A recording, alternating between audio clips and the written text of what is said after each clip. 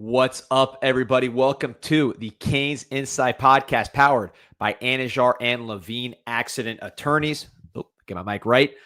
It is Monday, a victory Monday, which feels good. I know it was a very poor opponent, Syracuse and Stanford. These are some terrible teams. Performances were pretty similar. Lost to SMU after defeating Stanford. You cannot have that same carryover against an NC State team that can score. We'll talk about all that, but recruiting is absolutely on fire. We'll get to some of that news and maybe who's next to commit. Some young guys that we want to see on the field for the Miami Hurricanes and more. For some guys that are always on fire, that's Anajar and Levine Accident Attorneys. If you or someone you care about has been injured in an accident, you could be entitled significant compensation. Dial 1-800-747-FREE, 1-800-747-3733. Take back control of your life with Anajar and Levine. Pete, hop in. D, good morning, man. I got to say, I didn't love the energy you had on yesterday's show. For a guy who is the eternal optimist about this program, I got to say, the energy is weird right now. The energy is super, super off. And it's not from the people inside the building. It's not from the players. It's from us. It's from us.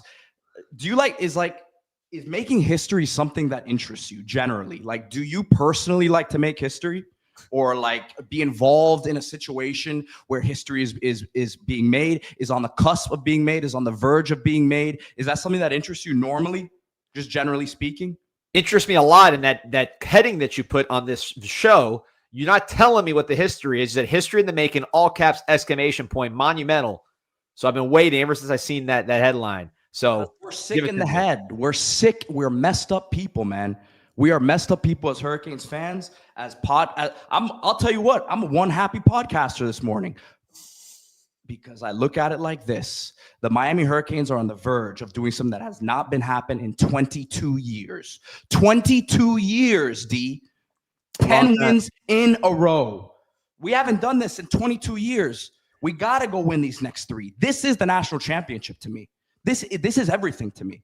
Let's go win 10. Let's go stabilize this program. Let's go thank whatever Lord, God, whatever faith you believe in. Let's go thank them that 5-4 Manny Diaz is not our head coach this morning. And let's go make history, D. Miami Hurricanes were projected to win in Vegas last year, 9.5 games. What did Mario Cristobal and crew go do? Win 10 games. Miami Hurricanes were scheduled to win 9.5 games this year, over under this year. And is this team primed in position to go do right now? Let's go 3-0. Let's go win 3 more against 3 teams that you should go out there and beat, that you will be favored. What's this? This energy's awful right now. This energy's terrible. And you know what? I like making history. We are on the verge of making history. We are on the cusp of making history. Let's go win 10. Forget the playoff. Let's go win 10, because we haven't done that. We haven't done this back-to-back years in 22 years. We are an egotistical program. We are a narcissistic program. That's what we are in terms of what our expectations are. That's what, for whatever reason, we have these crazy egotistical expectations that have no merit in being. But there is merit in surpassing expectations by the people who really have an unbiased view of what's going on here. So can we go do it 2 years in a row? Let's go 3-0. Woo! P with the energy this morning. I love it. 22 years, man. Let's stop it. I'm with you, man. I'll tell you the truth. Maybe I'm contributing to this negative energy. I'm worried about going 1-0. I'm worried about going 1-0 because that NC State team. 1-0 means nothing to me. 3-0 means something to me. Oh, no doubt. But we got to start with one. You know, I was watching NC State this morning against Georgia Tech. Watched that game front to back, man. CJ Bailey, we know we're fans of his. He can get the ball down the field. They can run. They got skill position. But Pete, listen, I want to sidetrack with NC State.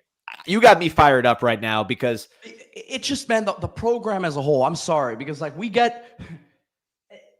there's people, and we are victims of it too. We get on here every day. We can say things out of both sides of our mouth, but every year we have complaints about what's gone on.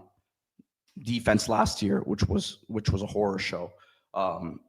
Obviously, offensively they were fine last year, but this year. What do we hear every week? The offensive coordinator is terrible. Mario's running things into the ground because of how he wants to run a game. Carson Beck is awful.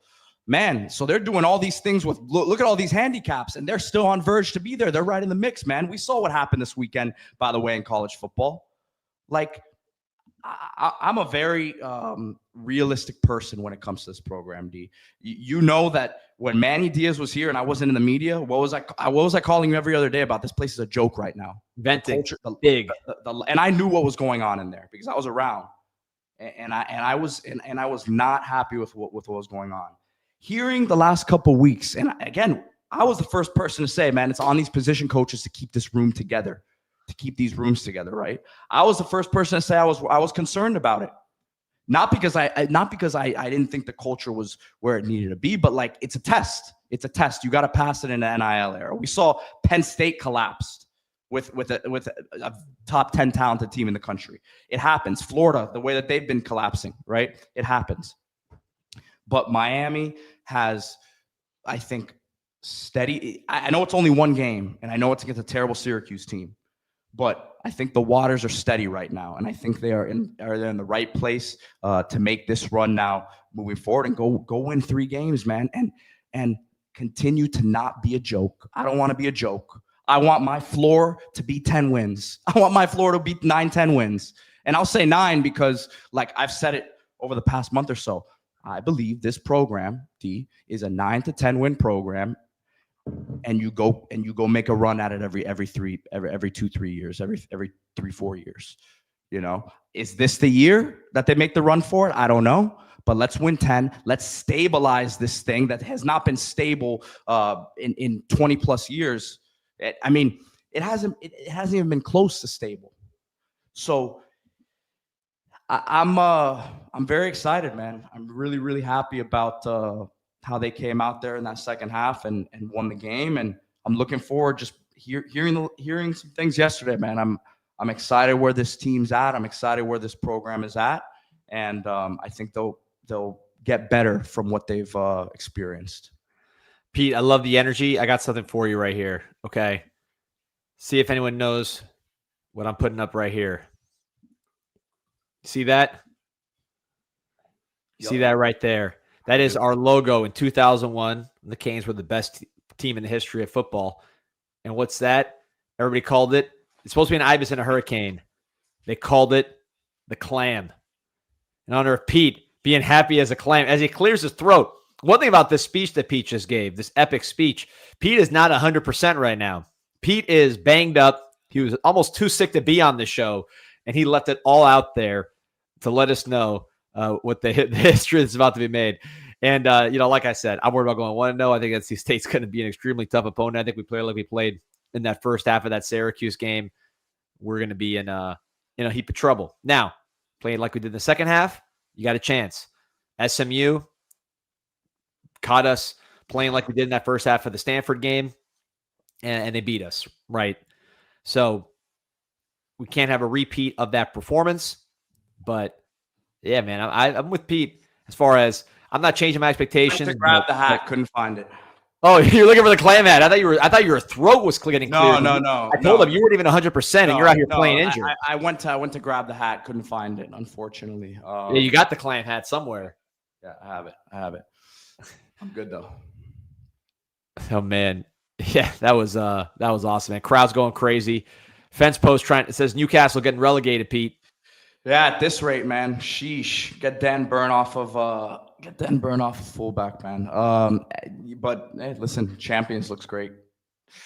There it is. Matthew Owen. Love the Pete after game videos. The Manny Diaz thing, man, really hilarious to me. You know, Manny Diaz in year 3 won 7 games at Miami. In year 3, Mario won 10.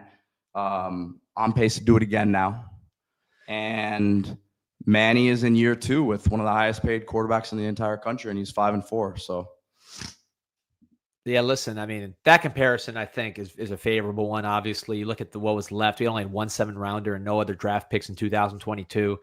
So I agree with that. Now it's about aiming higher and getting to that 10 wins. And, I still think we got a chance to make the playoffs here, but you're only going to do all this if you are 1 4-0 against NC State. So we'll get to that here in a second. P, what do you think? Because we got a lot of interesting stuff to talk about, a lot of exciting young players. You want to go with the guys on the team, or you want to go with the recruits? What do you want to start with? Because there's a lot of young talent I want to get to. Let's start with the team. We're already on it, so. All right, well, good, because I got one I want to talk about. But first, we're talking about the team. We got to talk about the people that really keep this team rocking and rolling, and will have you recovering your game, and that is UHealth Sports, University of Miami Sports Medicine Institute. If you consider yourself an athlete or just an active guy, you probably know how hard it is to sit on the injured list with pain or injury. Maybe you've even tried to hack your own rehab. But if compromising your movement or performance is not an option, call the experts at the University of Miami Sports Medicine Institute. Whether it's a league competition with Miami Hurricanes athletics or everyday movement, the University of Miami Sports Medicine Institute is the trusted choice for those who demand excellence. Set an appointment today at uhealthsports.com. All right. I wanted to get to these young players because we had a great comment from our guy, Duffy's Kirk. Well, I know he's ready to go, that 10-2.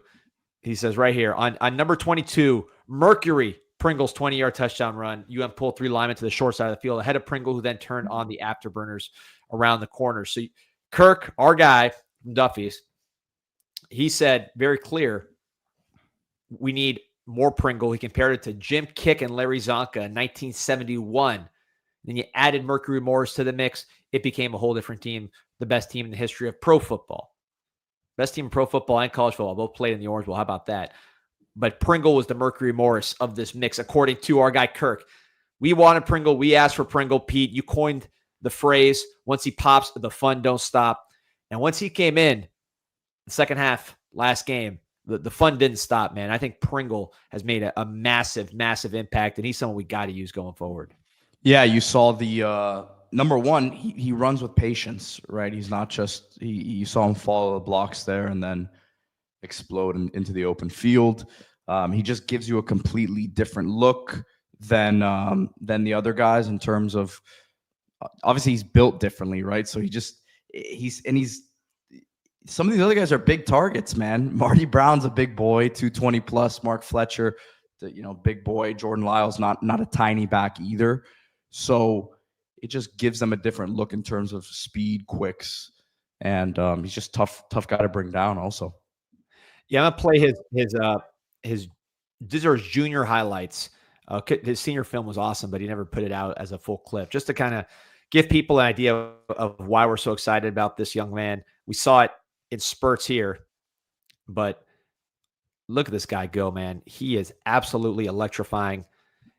Is quick, is fast. A lot of times you don't have guys that are quick and fast. You have guys that are just fast or they're just quick. They're not both. He gives you both, and he's also a straight line runner as far as he gets upfield. He's not doing a ton of dancing. He sees it, he hits it, one cut and go, but then that go is on extra turbo. He's tough. He can break arm tackles. Not the biggest guy in the world, but he's a real running back. He's not someone they just put a running back. And I think this offense, which is starving for explosive plays, it's starving for chunk runs. You're missing Mark Fletcher, who's been your only really consistent back throughout the year. As far as your only back that's getting over 5 yards a carry. It's not, the highlights are like really laggy right now for me. All right. I think some other people are seeing it too, so I would get it off. All right, let's get this out of here. All right, well, you saw the touchdowns on Sunday, on Saturday. But yeah, man, he's an explosive player, and I think he's going to really help our running game and the explosiveness of our running game as he becomes more a factor moving forward. We absolutely need Pringle to be a big part of this thing as we move forward. And Jordan Lyle had a big opportunity. I don't think he performed as well as we would have hoped. I'm a big Lyle fan. I mean, I believe in the kid, but he's not playing very well. And I think Pringle showed you maybe that explosive element that you hoped you get from Lyle. Smaller package, but certainly explosive, 10.5 speed in the 100, 4.3 type runner. There's a reason why you go and recruit these guys to complement the power you already have. I think he brings you that element. Yeah, and Fletcher's going to be out again next week, so you would expect him to continue to get more touches. 100%. So I think this is, in terms of the young players, this is a guy that we are expecting to play a lot more. Primetime saying Jordan Lyle is still clearly hurt. I just think he's tentative right now. Josh Sarnoff saying, does your mind anyone? Which could be a product of him still, having lingering effects of the injury. D. Could be.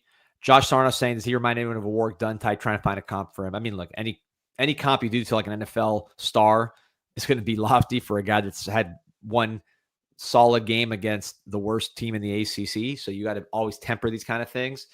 I know Miami's pitch to him in recruiting was they wanted to use him like a Jahmyr Gibbs, right? That's his dream. That's who he wants to be, and that's who Miami wants him to be. As far as a guy who's quick and fast, and that Detroit Lions offense is powerful. It's smash mouth, but they have explosive players to not complement's the wrong word, but to give you another look. You have Amon-Ra St. Brown, who's a physical player at receiver. You have their physical backs that they use, Montgomery, all the other guys. Then Jahmyr Gibbs gives you that speed. Jameson Williams gives you that speed. You got the big offensive line.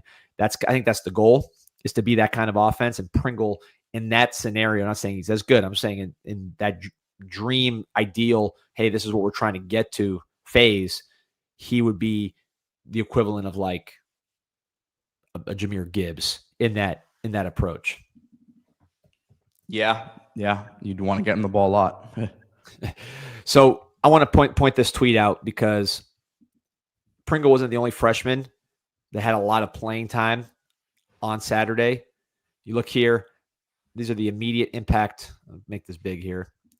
These are the immediate impact true freshmen. 269 snaps against Syracuse. 2 touchdowns, 5 tackles. Here are the names. Malachi Toney has been a star of college football. Bryce Fitzgerald has been a starter all year in that third down package. Josh Moore caught a pass. He's been a factor. Dalon Upshaw, we'll talk about in a second. One of my favorite players, probably my favorite player in the recruiting class. Dante Simpson's played a bunch. Jabari Antoine getting more and more playing time. He's going to be a corner on this team going forward. He's going to be a guy for us. Third, Scroggins. I like how they're calling him third on the graphic. No more Herbert. He's third. He's been playing a lot. Pia, you've been hyping him for a long time. Gerard Pringle, who we mentioned. Chris Ewald got into the action. Very talented player who can also man the nickel. Luka Gilbert, he's been playing as that third tight end. S.J. Alafatuli, the fullback, the biggest fullback we've had in a while. Max Buchanan, I didn't know he got in there. That's interesting. Ezekiel Marcelin, bouncing back from injury, playing well on special teams. And, of course, Kellen Wiley. So a lot of guys getting action here. You still got Hayden Lowe in the bullpen. He'll come back next year. But this freshman class, his recovery is going well.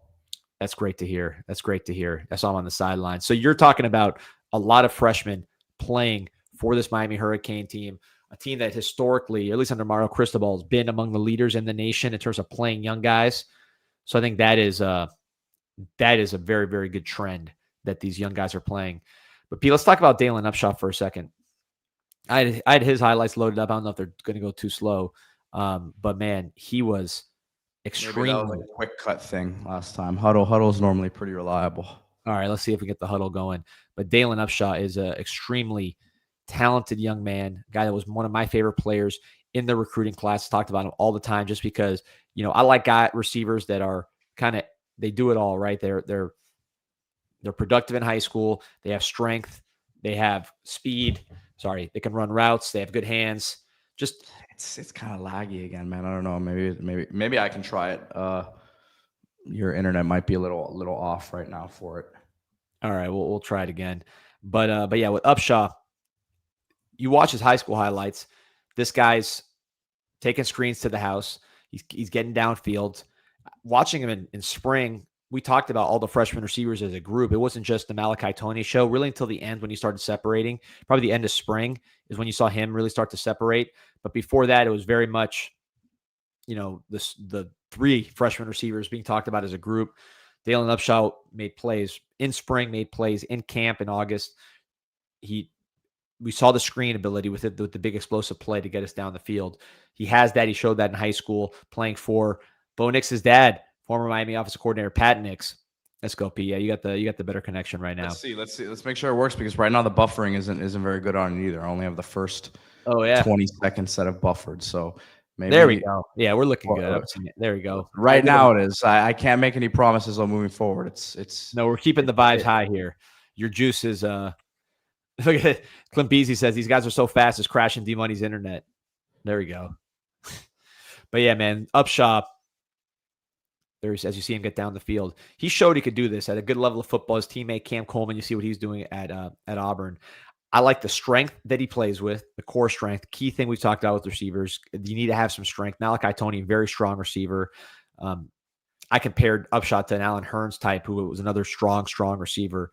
But you see Wildcat, screens, down the field, running the full route tree, getting in and out of his breaks quickly, catching the ball with his hands, working hard.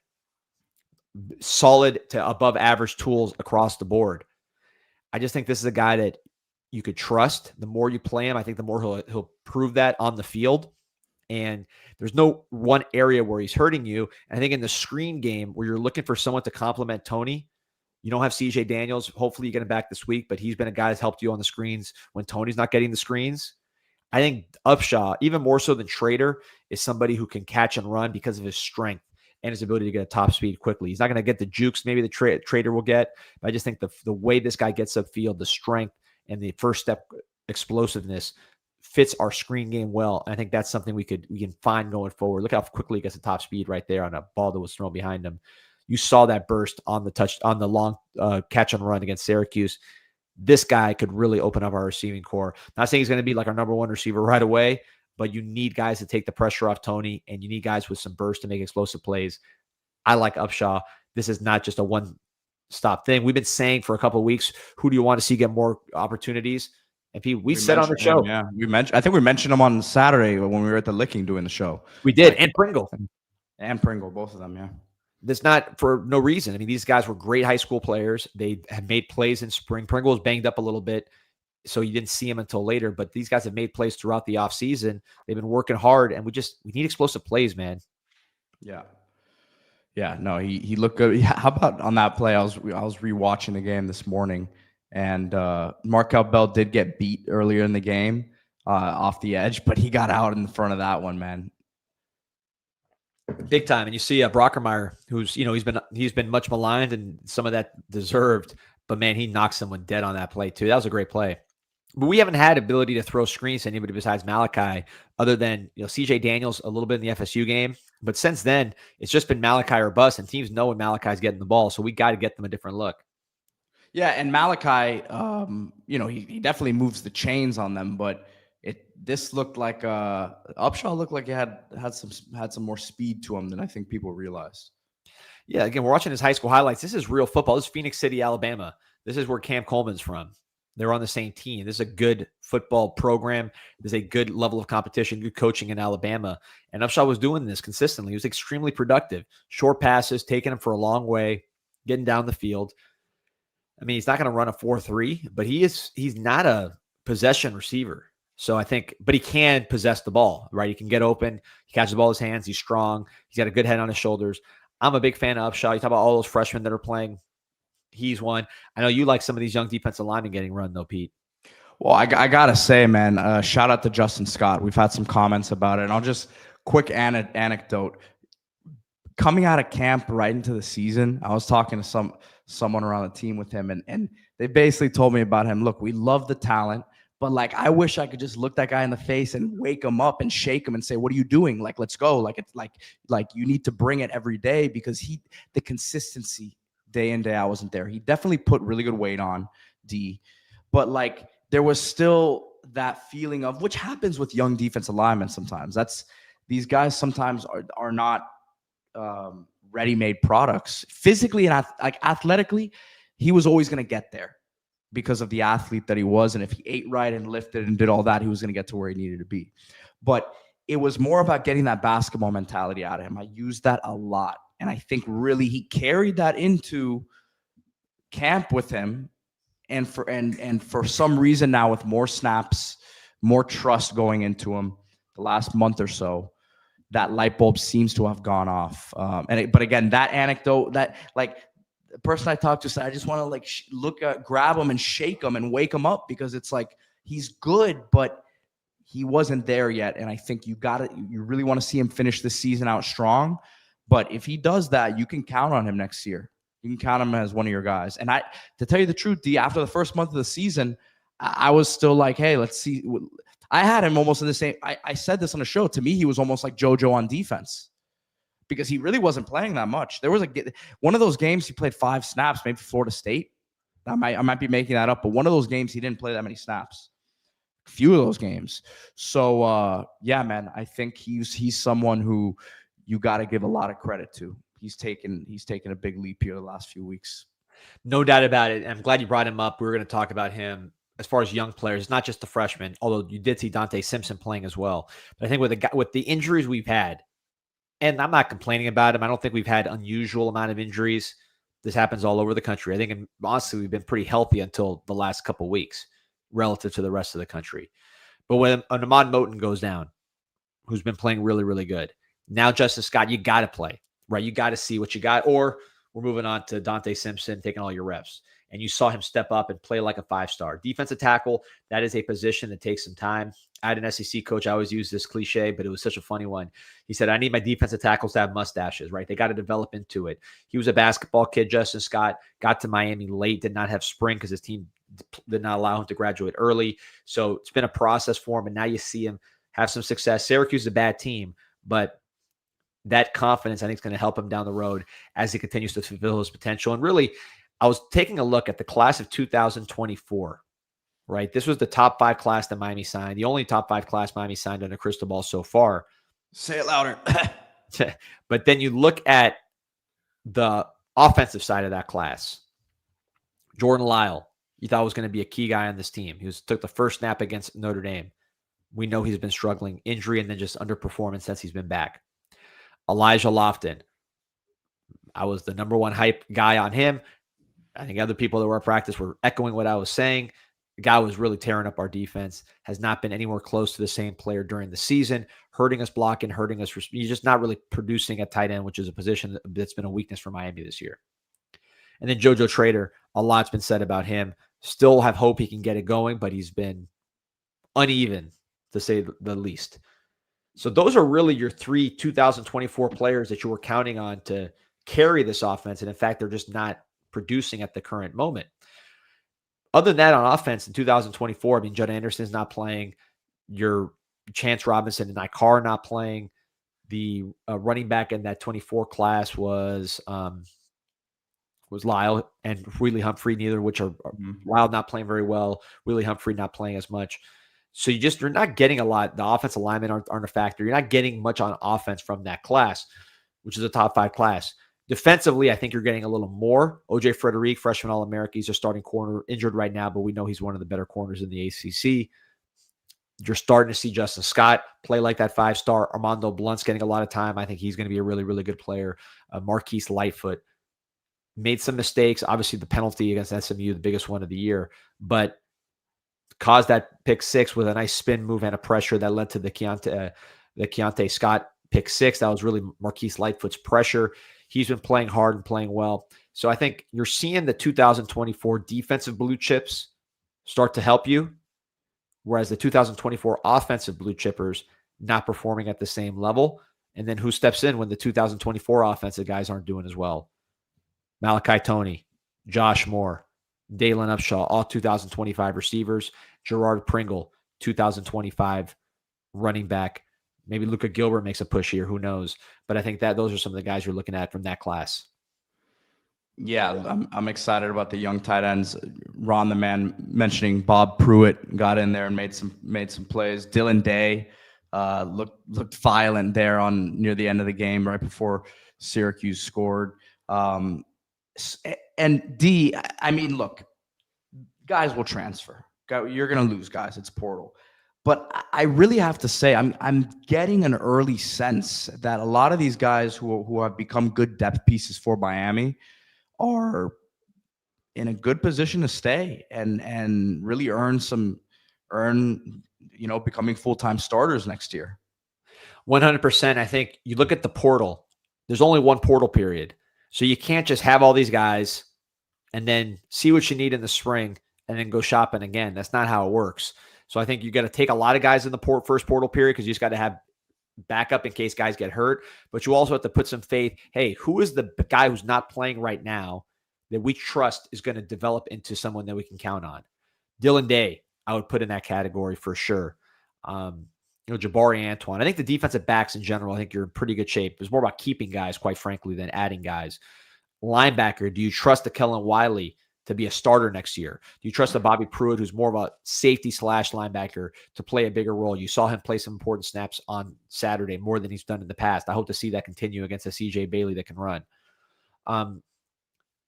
Who's going to be, like you said, those depth pieces that haven't played a ton, but that you're counting on to be there for you? Because just replacing everybody in the portal, yet Keontae Scott, Jacoby Thomas, a bunch of other guys in the spring portal period, Keelan Marion on offense, you're not going to get those guys at this time of year anymore. It's going to be the guys that you already have.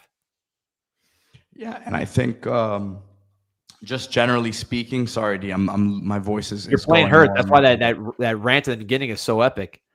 But I get the sense too, a lot of the portal work will be guys who Miami had previous relationships with in the high school recruiting. Because of just the way that it's set up this year with the one window, and the fact that you're going to have done a lot of this research previously, which I know that obviously there's people in the building that are there doing that already on potential entrants that they may not know from the high school side.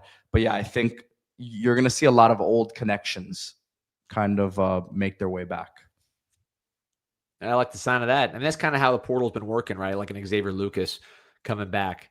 Some new names for sure, but you do see that. Hey, listen, yes and no. There's some guys like Marty Brown had zero ties to Miami before any of it. I mean, you're gonna have guys who listen. There's gonna be coaching movement. Well, we can say it, right? That's just naturally gonna happen. Just like Keontae Scott's not gonna be not at Miami this year if Zach Etheridge doesn't make his way to Miami. So there will be, even though again it is a tighter window. So maybe a bit less of that, but something to watch. No, I'm with you. But in general, you're going to need these young guys to play and be part of this program going forward. I think that's the key. I mean, look at, again, just on the defensive side, you got one of the best defenses in the country. I think we could all agree a top 10 defense nationally by pretty much most metrics. You need Blunt, Lightfoot, Scott, Scroggins, Hayden Lowe when he comes back, Dante Simpson, who's played, Kellen Wiley, Ezekiel Marcelin, maybe. You saw him play on special teams. The safeties, the Bryce Fitzgeralds, the Dylan Days, Jabari Antoines. You need those guys to really continue to take steps forward. Bobby Pruitt. I'm sure I'm forgetting people. Then on offense, this offense needs to be more explosive. That's why we've talked about Pringle so much. That's why we talked about Upshaw so much. Can Josh Moore step up during these next 3 games and beyond to show that he is the X receiver going forward? You don't need to bring somebody in to play that role. I think that's going to be something to watch. But I think in general, man, the young players, we saw it against Syracuse. We're going to see it against better teams, which is basically every team left on the schedule because every team is better than Syracuse. We're going to see those teams challenge us, challenge our depth, and we need these young guys to step up and do their thing. But encouraging day, I think, at Syracuse, as far as that part of it and seeing all these young guys perform and get on the field. Because what we need, particularly explosive plays, some of those young guys can provide. Yeah, and that's an interesting thing here with these injuries, right? You got a lot of guys out, got a lot of guys that are still going to be missing here moving forward. Fletcher, Daniels, Tony Johnson, looks like as well. So these opportunities will be there. No doubt about it. So let's switch gears here to recruiting. But first, want to switch gears to, I know Kirk Reagan's favorite spot. Kirk Reagan Menendez. I'm sorry. Kirk Reagan Menendez. I know his favorite spot, as he's in the comments, is Duffy's Tavern, right there on the edge of Coral Gables, the home of the Hurricanes, 60-plus years, rocking and rolling. Shout out to Jose, who runs it, although his son goes to NC State, so hopefully he doesn't have divided loyalties. But I'll be out there at the Duffy's Tavern sometime this week. We'll do our show out there. I'll be out there just for some lunch. I know that's me and Pete's kind of de facto lunch spot lately. Pete's been there. That's Pete's de facto lunch spot every day at Duffy's Tavern. 60-plus years, now accepting credit cards, the home of the Hurricanes. They got the classics on the menu, plus some new stuff to make sure that they are on the cutting edge. all the TVs you can ever ask for, basketball, NFL, Monday Night Football, whatever it is, Thursday Night Football, Sunday Football. And then, of course, the games on Saturday. They got it at Duffy's Tavern, the home of the Hurricanes. Look at Yes. Next question, Joshua. Wait, hold on. Are you worried about guys like Tony leading us in the portal like Zay Horton did this offseason? I'm worried. Worried's the wrong word. Listen, here's what I'll say, Pete. Teams are going to make a run at him, and Miami's going to have to retain him and do whatever they need to do to retain him. But yeah, teams will make a run at him. Zay Horton, I'll say this again. He wanted to go play with Ty Simpson. I think that's turned out for him to be a good decision. That was his buddy from high school. He knew he was going to be the guy. He wanted to play with him. Miami did not have a quarterback. Miami did not lose that one because of money. The Tony one, worry, you're right, D, is a strong word. But, like, was it a concern that they could lose Ruben Bain last offseason? Yeah. Like, yes. Like, that's any of your best players that you want to keep and retain. That's gonna be something. So, yes, I think it will be something. I think the Bain comparison is a good one because Bain's highly compensated and he is worth it. So I think Mally's in the category of he's a homegrown guy. He's got the Gabos. You saw him on DJ Khaled's Instagram with the Gabos. By the way, Jay Money, my son, was on the Instagram too. In fact, let me pull that up here, Pete. I got to pull up my guy Jay Money. See if you can figure out which one's the D Money offspring in this picture here with the playmaker Mike Irvin. He was rocking and rolling at this game. Big J Money. So let's see if the crowd can figure out which one's which here as we go to Instagram. See if you could find the D Money offspring in this picture. Let's see who's got the. Oh, I gotta say this little guy in the bottom left, my man Alam. He's kind of got the similar hair too. But yeah, my guy right here, Jay Money, in the middle, meeting the playmaker. He's been studying the Canes because he saw Irvin on the sideline. He goes, "It's Michael Irvin. It's the playmaker." I was not on the sideline. I was sitting there with everybody else. Dr. Money was out there on the sidelines balling. I was out there slumming it with the Canes fans, with the CanesInSight fans, dapping everybody up. Everybody else is living the celebrity life. So I gotta say, I'm glad Mike is back to his shirt there. What was he wearing before? Some made on green tree shirt, but this shirt right here is what he was wearing for most of last season. So yeah, well, let's get the luck going here. Shout out to the Khaled family. Jay Money enjoyed his experience down there. He always, every time he like people start to talk to me, like if I got followers on these shows and stuff, he's always like putting me in my place. He's like, "You got no followers, man. Look at these guys. These guys got like 36 million followers. Who are you?"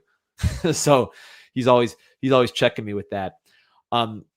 Real quick before we get to this recruiting stuff, Pete, I want to see what you think about NC State, just what they bring to the table. We're going to have some more detailed breakdowns on NC State, but what are you seeing with this game? And like, just what are your thoughts? We're going to get into much more detail, but just your initial thoughts. That Miami should win this one by 3 scores, 17, 21 points. I don't really see the concern that you see. You were very concerned, very worried yesterday on the pregame show. I mean, I trust this defense. We keep talking about they can put up points, they can put up points. We'll see. I like the spot that Miami's defense is in right now. Could they come out and score? I think the concern becomes, hey, they go out and score 10-14 early. You fall behind like you did against Louisville, and you start having to chase the game a little bit. But I think Miami's defense, we talk so much about the offense and the offense's issues. Let's talk about the defense. Let's talk about the positives there. I think they do a very good job in this one. I think they contain Bailey. He'll have some explosive plays. But early on, I'm not seeing the same concern you are, just because I have a very strong belief in what this defense is. I think part of that is seeing how Akeem Mesidor came out last week. He looked really healthy last week, which I didn't necessarily know how he would look after. Quite frankly, it just didn't seem to be there against SMU. But yeah, I feel good about Miami in this game. I hope you're right, man. It's gonna be a big one. No, Oh, D, you have flipped. You've flipped the script, man. The energy is just gone from you. It's crazy. Do you know something that we don't? No, listen. I always got energy, man. I'm just, I watch NC State a lot because now you respect the opponent. Well, maybe it's for the best because I've disrespected opponents that have killed us. So, maybe it's for the best, and I'm gonna be dead wrong on this one. But I've watched a lot of NC State, because we're a tampering podcast, as you know. So I've seen them a lot, and they got some really good skill guys. Their tight end's very, very good. Jolly, I know you're familiar with him, and you talked about him a bunch. Their left tackle Peak is going to go NFL. Their running game's good with Scott and with Hollywood Smothers. They got some decent receivers that can make plays. Teddy Hoffman, local guy, that's basically like this year's. Like Restrepo. Then he was like last year's Restrepo, and then I guess Jason Lopez this year's version. But Teddy Hoffman has that kind of game. True freshman making plays for NC State. Caught a long touchdown against Georgia Tech last week. Noah Rogers, I believe Ohio State transfer, can get open, catch the ball. Anderson, their big play guy, I think he was a former 4-star that they signed out of high school. So they got guys. But like you said, I trust our defense. To me, it's more about our offense's ability to put up 30 plus. If that happens, I think we'll be in okay shape. The other thing too is like, not saying they shouldn't have been up for the games that they lost, but I feel like this is a game they will get up for. I think these last 3 games, now they lose this one. I don't know how that affects the next 2. But like I'm telling you, based on what I know right now, based on what I've heard, what's going on in the building, they're in a really good spot here from a mental standpoint, knowing what can be accomplished here if they win the next 3. So I know we say 1 week at a time, but I think this team is ready to approach these last 3 games the way they did the first month of the season. And we can't underestimate the power of them coming out ready to go. I was in Dallas. The energy was dead. I know they still had a lead at halftime, but it just wasn't there pregame there. That 11 o'clock start, the weather being what it was, all that. And you can call these excuses, but I'm telling you what I think the reality of the situation is. Louisville, you yourself criticized the student section in that one. A lot of people who were at the game, I did not attend that one. I don't attend the home games. Really, everyone kind of went out of their way to say the energy, the fun was not in the building that night until kind of you get that fumble recovery late in the game. I think this is one that the team will be up for against the CJ. They're going to hear it all week. Oh, this kid's coming home. Big talent. All of that. I think they're coming out ready here, and I think Miami wins this one pretty easily. Oh, I hope you're right, man. I think Miami wins, and I love the juice you're bringing. By the way, almost got 1,300 on. It's amazing. You get a little win going. People tend to boycott when we lose. I know there's a lot of people in the comments and people in the chat who are going to say, "Yeah, that's me."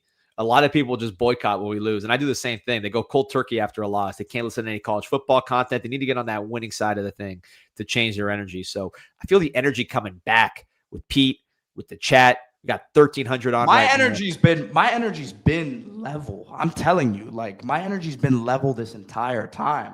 I knew what we were early in the season, D. That Florida State game showed me what we were. We were not a team that could go undefeated.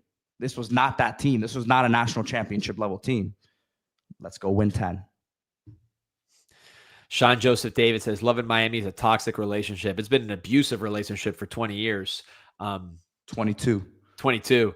So it's been picking up. Jojo Gunn, better crowd than I expected last Saturday. Yep. And shout out to the students. I ripped the students for Louisville on the Friday, but on that Saturday against Syracuse, they carried us, man. They carried us. That was a good student section. That 306 crowd that took their shirt off and was spinning around their head like a helicopter. That got the crowd going. So shout out to the students and shout out to everybody in that shirtless section, man. Ladarius Benson, I deleted Twitter and YouTube after the yell. And welcome back, Ladarius. That's what happens, man. So we're getting the juice back. Read and Run Baptist wants to know. I want to know what D Money really thinks about the mopes on CanesInSight. So those of you who only listen to the podcast, we have a website. This whole thing started with a website. That's what allowed me to leave my job and do this. That was the thing that was established, and that is CanesInSight.com. 7.6 million posts and counting. #1 Canes community on the planet. And I'll put his comment back up. Like Green Run Baptist Church says, it can get a little negative after a loss. People need to vent. A lot of times they're saying things that are just accurate. And they just want to say what's wrong with the team, which for the last 25 years has been a lot. So you get both sides on CanesInSight when you have 7.6 million posts and counting and the most rabid Canes fans in the world. But I wanted to highlight this post, Pete, before we get to recruiting. One of the coolest things I've seen. We got a guy on CanesInSight named Tuan Jim. And Tuan Jim travels the world, remote villages, just different countries, all kinds of different places, Asia, Africa, all kinds of continents, Australia. And he gets different groups of people, city, country, whoever, to rep the U. And here we got the country of Liberia right there in West Africa. And there's students, by the way, Gus Edwards, a native of Liberia. Students show their true colors and celebrate in the jubilant streets of Monrovia, the U's crushing of the orange. The world is tuned in. Need everybody, all the school kids in their uniforms throwing up the U. By the way, pretty cool uniforms, Pete. That's like something you would wear, these little track suits here. That's pretty cool. It's not like the school uniform. I don't know that I would, D. I'm sorry. You would ride, is that your style? Nah, I'm not gonna wear all the orange like that. I'll wear some black, but nah, not me. That's a pretty cool uniform. I mean, I was wearing like the short sleeve, ratty collared shirt, and I don't know that this is a great look, D. I'm gonna be honest with you. I think it looks like something else, but. Yeah, I mean, that's for us in this country and how we associate like those colors. But I think it's a pretty cool look, man. I wish I was wearing colors like that and that style growing up instead of just the short sleeve and the tie. But shout out to Tuan Jim, the Liberian student showing love with the U. He's been, I got to show some more of his stuff, man, because this guy's all over the world with these and spreading the U message across the country. Let's get some more green in there, please. Yeah, I got you. EJ, swagged out, baby. Let's go. Green run. Pete hates the kids. Come on, Pete. He loves the kids. I want them to be shown in a positive light. Pete's a fashionista, man. That's what he is. Martin Dubé talking about that 306. He said the students are waving T-shirts like the New Zealand soccer fans in World Cup 2010. There you go. All right, Pete. So actually, listen, we're going to get recruiting here. I want to talk about who's next to commit. I know you've been talking to your sources. I've been talking to my sources. I was on campus interviewing a ton of people. We're going to put out a video with various. You're funny, D. You're funny. What did I do? You're just sometimes you just do things and you don't realize it. But oh, I guess. So, anyways, we're gonna talk about recruiting. The various people in the mix here. It's a lot of information. I actually interviewed a bunch of recruits, including the number one running back in the country, Keemon Spell, who was really cool. Interviewed him. That video will coming out later on CanesInSight with all the other recruits. But I was getting some information, digging in.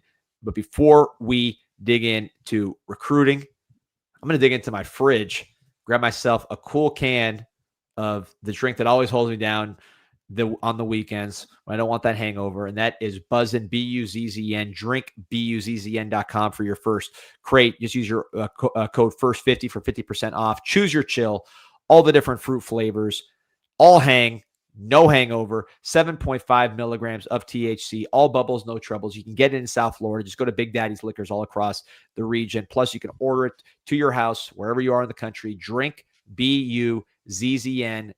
Use code FIRST50 for 50% off. That's drink BUZZN.com. All hang, no hang over.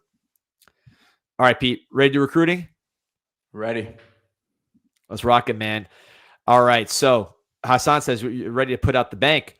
I'm ready to put out the bank. Let's go. So we got to obviously commit from JJ Dunigan, top 100 player. And Pete, see if you could pull some of these videos up because mine might have been laggy. So let's start with the Anthony Lafayette while you're digging it up. But I was told that we're going to get on a potentially little run of recruits. I posted the bank on CanesInSight.com. I mentioned in that bank rundown, JJ Dunigan was one of the names I was looking at. We did the instant react after he committed yesterday. You can see that on CanesInSight.com and on the channel here.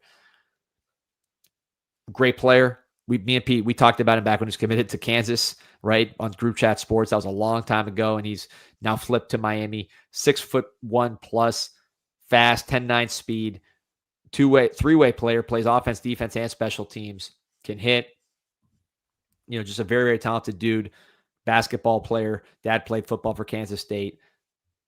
showdown in the Under Armour game. Really, really good player. So excited about him as we look at some of the big plays here. But you weren't on that show yesterday, so I want to get your thoughts. What do you think about Dunigan, a guy that we first featured on Group Chat Sports like 7 months ago? Yeah, and oh man, the voice is really bad right now. I'm sorry. It's the speed and the length that you see with him, right? And not sure that he's a finished product. And I mean, none of these high school kids are. Certainly not a finished product at safety, and there is such an element of instincts and you need to have reps at the position because obviously it's such a high IQ spot. So there's still some guesswork there and projection there, but I mean, you see the physicality, you see him getting downhill here. Really like the player, really like the athlete. Has some Jacoby Thomas in him. Oh, I like that comp. The physicality, the violence. I think he's more athletic than Thomas. It's interesting. You watch Thomas's high school highlights. He's playing a lot of offense too. So tough, catching up. That's more like it, Pete. How do you rank this guy in terms of our state? Do you think he's a guy that can be like he's ranked the top 100 player? Do you think he's someone that's more of a depth guy, or is he someone that can go right away lining up next to Fitzgerald?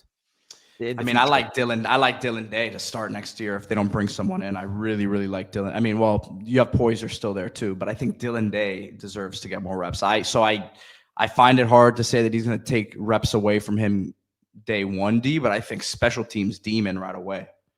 Yeah, and maybe he can return kicks, man. He's got some speed too. I'm excited about this young man. I think he's got a lot of ability. There you see him, boom, physical. All right, Pete. So switching gears to defensive end, DeAnthony Lafayette, the 6'1", 230-pound defensive lineman from Lake Nona, Orlando area, just decommitted from LSU on Sunday. We've been telling you for a long, long time. Pete's been saying on the work Discord. I've been saying on the bank, CanesInSight.com. DeAnthony Lafayette is a major target. This is one of the most prolific sack artists in America. Was committed to LSU from Orlando. LSU went to Orlando for a reason to get this guy. Very, very productive getting to the passer. Unreal athleticism. I pull up his track stuff because Pete, before we get to his film, I want to highlight this. Look at this guy's track stuff as a defensive end. So just look at the districts, and he plays in a pretty big district. He ran the 100 meters. Didn't finish that well, 20th in the district, but he was in there, 11.45. We've had running backs that run that fast. Probably had receivers that run that fast too. He plays running back for his high school team. You see the shot put finishing third in district. The discus, he wins. Also wins the region in discus as well. So runs the 4x1, finishes third on the 4x1 team. So this is a well-rounded athlete. Plays running back, like I mentioned, on his high school team, on top of playing defensive end and being highly prolific. You don't love 6'1", 230, Pete. But I think when you talk about the rare athletes, Mason Thomas, guy from Cardinal Gibbons who went to Oklahoma, is having a lot of production, would be a comp that you would use. I think he's somebody who, it doesn't matter if they play third downs exclusively or mostly, they can make such an impact on those passing downs, and they're so uniquely athletic that they have tremendous value, which is why LSU's on this one. Oklahoma came after Lafayette hard. Miami, I think, will get this done. We'll see, but he's the next one on my kind of commit radar. First step burst is special. I think one of our viewers has compared him to Elvis Dumervil, which I like that as a comp. And look, the question always with a guy like this is it's such an outlier. It's not what you don't want to bring in a ton of these guys, but there is such a value to them on these downs where whether it's rushing the passer, spying the quarterback as well, like there's a value to these guys, and there's a value at the next level for them as well. So we talk about his quicks. I mean, testing wise, believe they had his numbers, and we're very impressed by what they saw. Yeah, PC, you pull up the film on him because you got the hot hand with the no lag. I think I got too many tabs open. Let's see. Kevin Dennis asking, is Jordan Campbell from Northwestern seen as an edge or a linebacker? I'm totally seen more as an edge, right? So keep an eye on that room, see how that whole thing shakes out. It's going to be interesting. I like Jordan Campbell. He's very, very fast. Kevin Dennis says, that was me with the Elvis Dumervil comparison. Greatest couch scout good one in the nation. Yeah, that was a good one, man. Elvis Dumervil is still around Miami. He's made a lot of money in the pros. I think when he plays, his kid plays soccer with one of my friend's kids. Apparently she's a stud.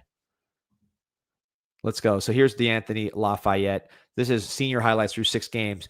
And Pete, we've watched these a couple times. I'm sorry. He's got to do better with the picture there. He's already 6'1". we can't do that aspect ratio. It makes him look even smaller. Come on, DeAnthony. You're right. But look at this lateral move. Woo!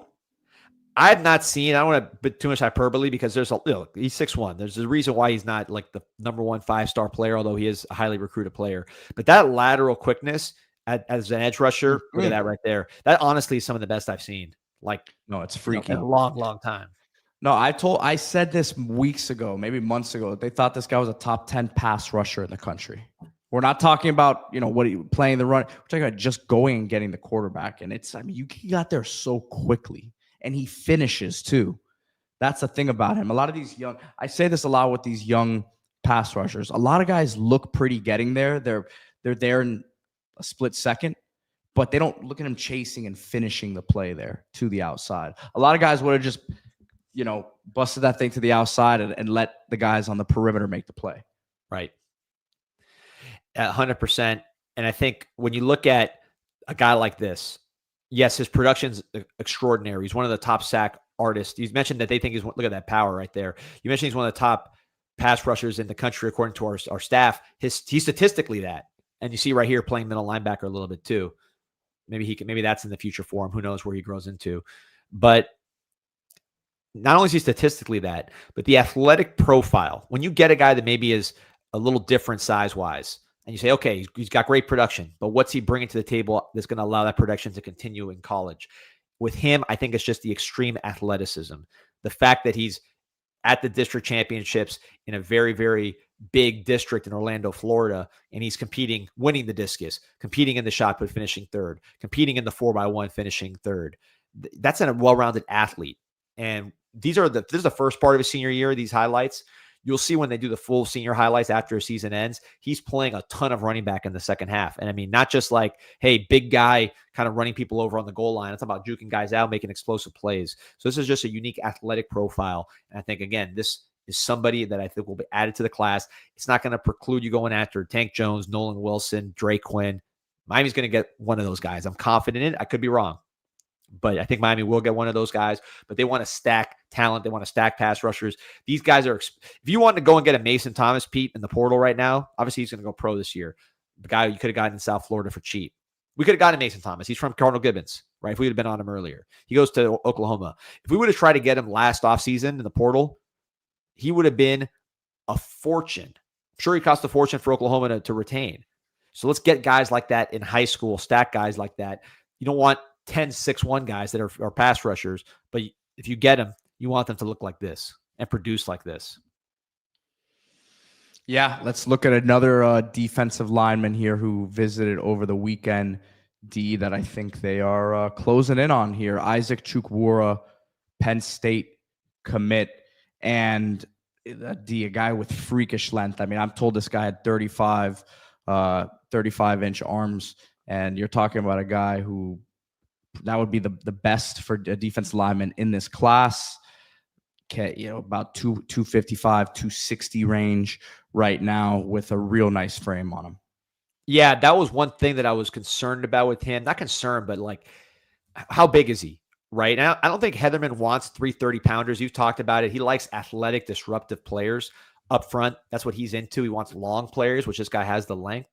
But sometimes you got to eyeball these guys. Penn State commits, so you assume they got a pretty good feel for his size. Penn State's been producing first-round defensive linemen and defensive players for a long, long time under James Franklin. That's the teams that look like when James Franklin got fired, we talked about it. We're like, man, we better steal some of these guys because they get first-rounders every year. So this is the one that we ended up trying to steal, and I think we're going to be able to successfully do so. You watch his highlights, Pete. I just sat down. I watched part of them to just get a feel for the player. I sat down and really studied this guy yesterday because I know we got a really good chance to get him in this class.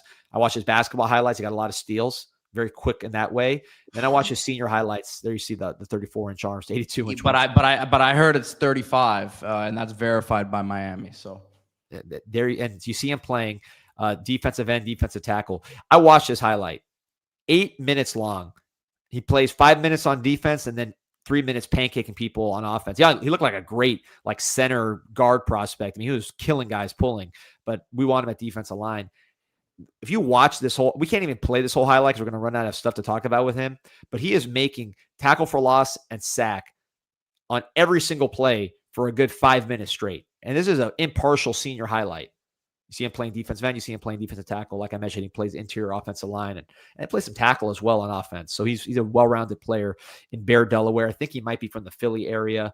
Might be going to, I'm not sure exactly what the situation is. Some of these Northeast kids, they cross state lines pretty easily. It's hard to imagine from Florida where everything takes 4 hours to get to. But man, he is just a production machine like Lafayette. So you see him in person, you feel good about the frame, and you check that box. Well, the athleticism box, basketball player, plays everywhere on his high school team. And then the production box, those boxes are checked in a major way.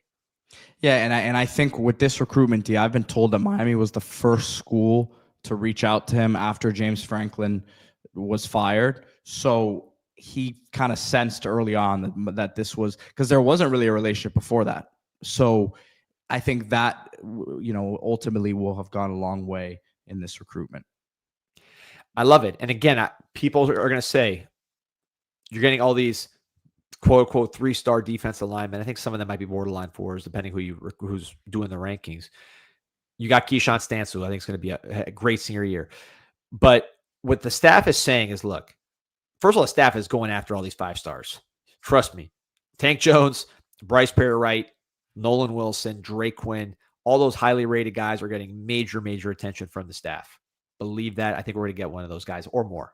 P, you've had the same kind of messaging those are high priority. Or more is a bit of a stretch. I don't know about. I'm just saying, who knows? That could be very. We'll get one of them. We'll get one of them. I think they will get one of them as well. All right. So, I don't want you to excite people with the or more thing. That's very ambitious. I just don't want to limit anybody, but I mean, they're trying to get as many of those guys. I will limit it. I don't think they're getting 2 of them. I agree. I'm not gonna. Sorry, I had to just talk you down a little bit there. No, but I'm saying they're trying to get as many of those guys as they can, right? So that's happening. Separate from that, they want to add as many young, talented defensive linemen as they can. So this room is stocked with very, very talented, high upside, ascending players that play the right way and fit their profile of length, violence, versatility, twitch, so they can develop a defensive line to match the one they had this year, which is as good as any in the country, top 10 defense. So they want to keep that going. And it's very, very, very hard to get a fully formed defensive lineman, especially one that's over 250 pounds, out of the portal. It cost a fortune. David Blay, who's a good player, might not get drafted, but a good college player, he cost a fortune. So, and guys that aren't as good as David Blay cost a fortune. So you'd much rather be in a position where I'd be surprised if Blay doesn't get drafted, D. Yeah, I've heard mixed things. So I hope he does, obviously. I don't think he's going to go as high as he could have, because I was saying he could be a top 3-4 round guy, but I'd be stunned if he doesn't get drafted. I mean, he's a great player for the Canes, which is what matters. And I obviously we're going to be rooting like crazy for him to get drafted and have a long pro career. But the point is, he's an expensive commodity, right? He gets paid like a first round pick. That's what happens when you're that kind of guy in the portal. So you're much better off. Obviously, you still need to land 5-star players. Justin Scott, Marquise Lightfoot Blunt. You're seeing those guys start to push forward. Ruben Bain wasn't a 5-star, but a highly recruited player. And you're going after the Anthony Joneses, all these kind of guys. So that's one aspect of it.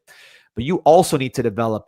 I mean, can you imagine how good this defense would be if we had 3 Ahmad Modens, right? Ahmad Moden's probably been our best performing defensive tackle, and he was a homegrown guy in this mold. So I think you want to get, which is a senior riser. Ahmad Moden was a big senior riser. You ended up beating Oregon and Oklahoma for him, even though he was technically, I think, a 3-star recruit during Mario's transition class. So to me, what I see happening is they're looking far and wide, say, who are the rising seniors with NFL ability on the defensive line? Maybe they're committed to a Penn State, which gets guys like this every year. Maybe they're committed to a Pitt, which gets guys like this every year. We'll talk about that in a second with Narduzzi. But let's get as many of these guys as possible on top of the 4 stars like Keyshawn Stansel, on top of the 5 stars like all the guys we're talking about. And let's build this room up so that way we don't have to dip into the portal for volume. Maybe we're just getting an opportunistic guy here or there to put us over the top, but that we can keep this top 10 defensive line that we have this year rolling every single year with development. As you see here, he switches to the. They really only did that for one guy last year in Blay. They didn't go get anything else. So right, no, that's true, but I'm glad they didn't because it would have been expensive, right? That's what happens when you develop a Bane. Messidor's a transfer, but he was almost a developmental guy. Although you would have paid for a Bear Alexander. No doubt. But that's expensive, right? You have, and our defensive line just as good as Oregon, probably a little better. So you have Blunt, you have Lightfoot, you have Justin Scott, you have young guys that you want to play. Dante Simpson is kind of in this category too, Pete, as far as like a let's say a 3-star type D lineman with the traits to develop into something more than that, who's ascending. So they've been scouring senior film, trying to find guys who are balling as seniors. And what we're watching right here, this guy's senior film, and this came out a couple weeks ago. So he's had played more games since then, I believe. And we're like 8 minutes in. Now he's on offense, just destroying people. Look at the pull. Look at this guy getting space. Boom. So this is a good player, man. And I think this is what you're seeing with Dunigan, with all these guys. Who is playing Milan Paris. Milan Paris, great example. Somoran Wingo. They want guys that are playing well as seniors and that are ascendant players, and that's who they're trying to add to this team and to this culture. I kind of like this guy on offense, man. He moves incredibly well in space. This guy could be our center. Look at this guy. I'm just saying. Yeah. So people, on this point, I know you're talking to people, as am I. This is not the only guy that fits the profile that I just described as a senior riser who they think has NFL ability and is committed to a program that produces guys like this in the first round. Yeah, Logan Nagel, defensive lineman, would be another one that fits that mold. And you're recruiting a lot of guys there at the spot right now. So I've mentioned on the Discord for months when things kind of seemingly went a little quiet with him that Miami was still very much in the picture. He's been down here now a couple times during the season to visit Miami. And I would personally think that this would be a great take for the Canes.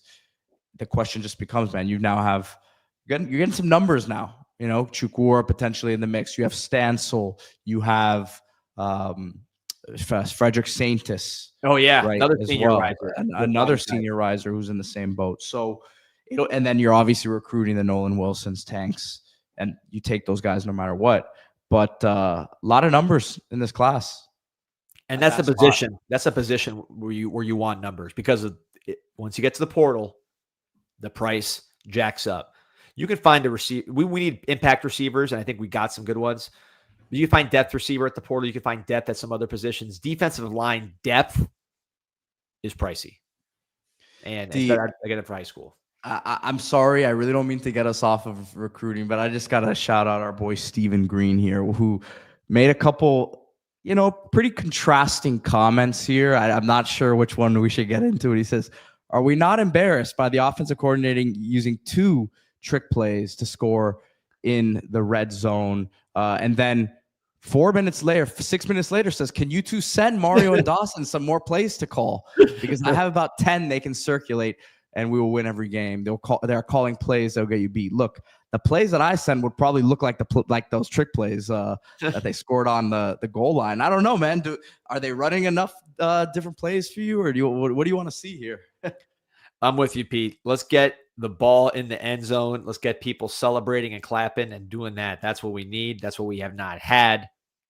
That's where we got to be. So however you get in the end zone, I don't think we need to be prideful and say we could just run our base offense and score on the ACC, because the fact is, even with a team like Syracuse, which is terrible, Stanford, which is terrible, SMU, which is a good defense but weak in the pass defense, you can't assume you're going to score on these guys.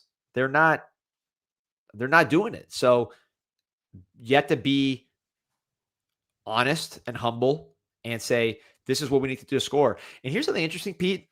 This is going to shock people. We're going to get back to recruiting in a second. At least it shocked me. This offense right now, this would be like our 3rd best offense in the last 20 years. Like right now, which we all agree is not good enough. That's crazy. That's how bad we That doesn't shock me one bit. But we want to go win a national championship after the last 22 years, man.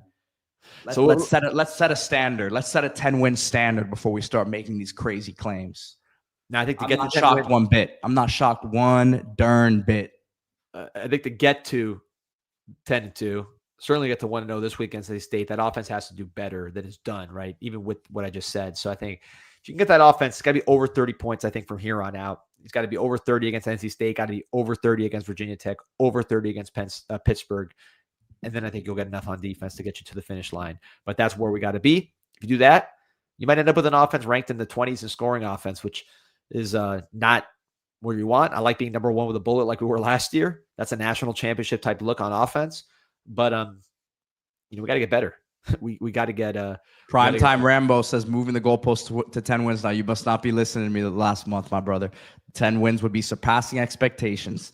9.5 win over under before the season this year and last year. Let's go surpass them 2 years in a row. Let's go be great. Let's go win 10. Let's go 3-0. Here we go. I like this from Bearded Kane. Juice plays. Talking about the trick plays. Got the team going. Canes were having fun again. Can get us to 10 wins if they're enjoying football again. I agree. I mean, these guys got to have fun. But let's talk defense. Let's get back to the recruiting, Pete, because I want to talk about our guy, Logan Nagel. You mentioned him earlier.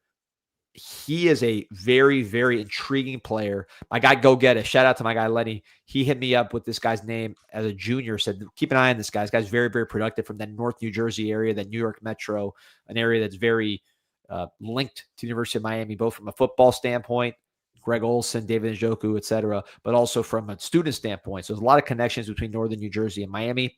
Logan Nagel was visited twice during the season. I saw him at USF. I interviewed him after this game. That'll be on CanesInSight here later today. But this guy reminds me very much of Matt Walters, who was the defensive tackle for our championship team, ended up going to New York Jets, I think 5th round. His nephew, Brian Walters, Andrew Walters, you saw those guys for Canes baseball. Now, people will say, oh, you're just comparing that because they're white guys. It's not that. It's the way they play. They're taller, leaner guys. They can play defensive tackle, can play defensive end. I think ultimately tackle for Logan Nagel once he hits the weight room and at the college level. But look at that quickness. Matt Walters, the way he played was tackles for loss, quick twitch into the backfield. That was Matt Walters' style. He was not like a plugger at defensive line, even though he's a taller guy, longer guy. He wasn't just like hey, I'm going to put my arms into you and extend. He was getting by guys, slipping stuff. And I could see that with Logan Nagel. You see the motor, you see the athleticism. This is a good program he's at. I like this player, committed to Pittsburgh, Pat Narduzzi. You think about some of the guys Narduzzi's put in the pros, Pete, whether it was obviously Kalijah Cansey from Miami Northwestern, 1st round pick, one of the better pass rushing D tackles in the NFL, dealt with some injuries. Rashad Weaver, who played a lot of years, might still be playing in the NFL, a kid from Broward County that he got and put into the league for a long, long time. He just always has players that get in the backfield, make plays, and get drafted for the Pittsburgh Panthers. I think this guy's on pace to be another one. Miami's trying to steal that one. I think they got a great shot. You'll be looking at the next commit. Yeah, and another guy with some inside-outside versatility, right? I think we're seeing that with a lot of these guys who have the body types to put the frame on and play inside, but can also set the edge as well. And look, they're playing with some different fronts here in his high school. So I mean, he's doing it in high school already. You can project it, but you can also see him doing it already. So that's a good sign.